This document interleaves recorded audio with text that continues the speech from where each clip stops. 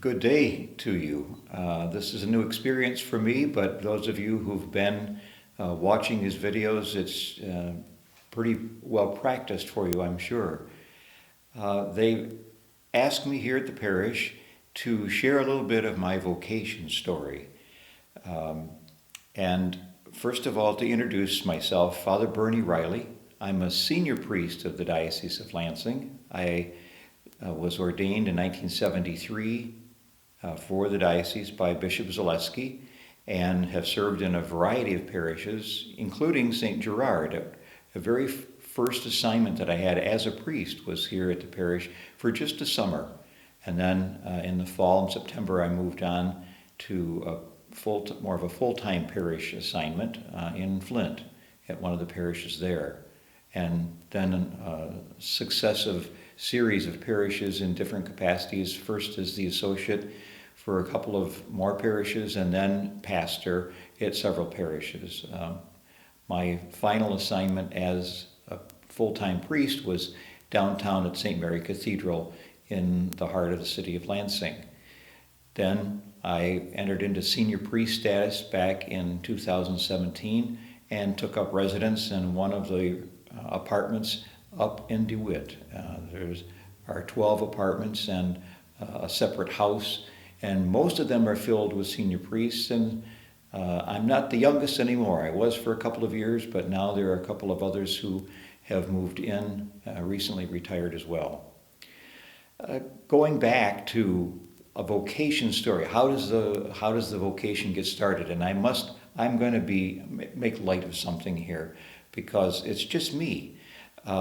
We used to have family reunions outside of Jackson where I was born, and in the family there were a number of religious, and my expression would be you couldn't swing a dead cat without hitting a nun or a priest.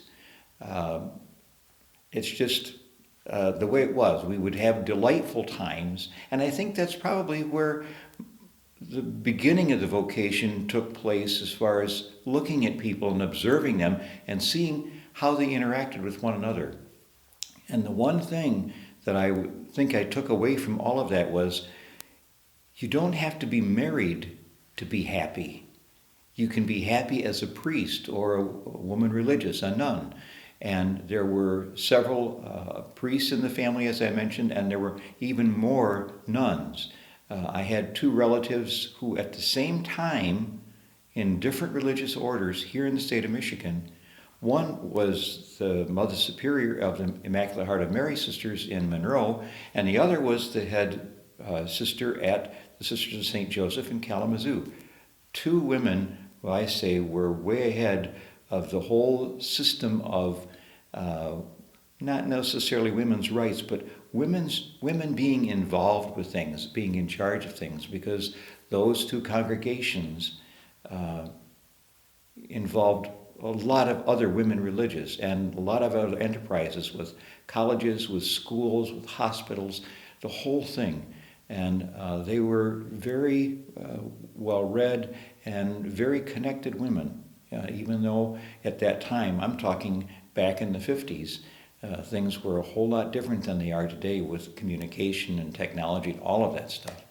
But to be able to see these people working together, living together, and interacting with the extended family who were married, seeing that all of these people could be happy in different vocations, it gave me an opportunity to say, I wonder if the Lord's calling me to a full-time vocation, say as a priest. At that point, there weren't permanent deacons at that time. That didn't come until many years later.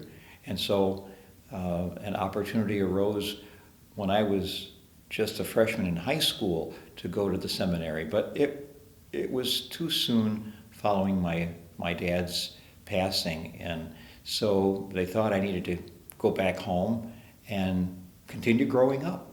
And that's what I did. So I went to school back in Jackson at St. John's, and football games, sporting events, dances, the whole thing. Graduating in 1963 from high school, the pastor, the priest who was the associate, who said, "What are you going to do, Bernie, when you get out of school here?" And I said, "Well, I don't know. I'm thinking maybe go to school and become a teacher.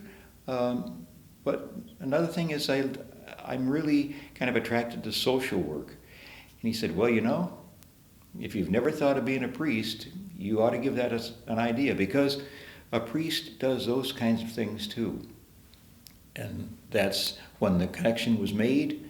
And so I applied for the seminary, and here we are. A long time since I applied to the seminary, but now 47 years a priest this past spring, and still helping. It's hard to speak of priests as retired. I am of the opinion that a priest is not really retired until he can no longer go out and celebrate Mass in any kind of a public forum. Because you're able to celebrate Mass, and you sometimes fill in. As in my case here at the parish, kind of like a third man to assist with schedules and the rest, help with penance services and school confessions for the children, weekend confessions for the parish, all of these things. God has given me good health even now, and I'm grateful for that, so I've got to keep giving back. The Lord cannot be beat as far as generosity goes.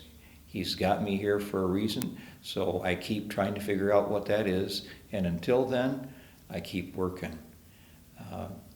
So I do want to suggest that, especially those of you who have children at home or grandchildren, that whatever their inclination might be, maybe you can just kind of drop this little nugget into the thing and say, "Well, have you ever thought about this? It's a great vocation. It isn't for everybody, but that's okay. Marriage isn't for everybody either, and so that's okay." So we want to be sure that a person is given the opportunity to have that seed planted in them, perhaps. And then, of course, as the scriptures mention, someone else might water that, and someone else might help to make that plant grow, as has been the case over the course of these last 47 years, and of course, all those years that preceded it among family and friends.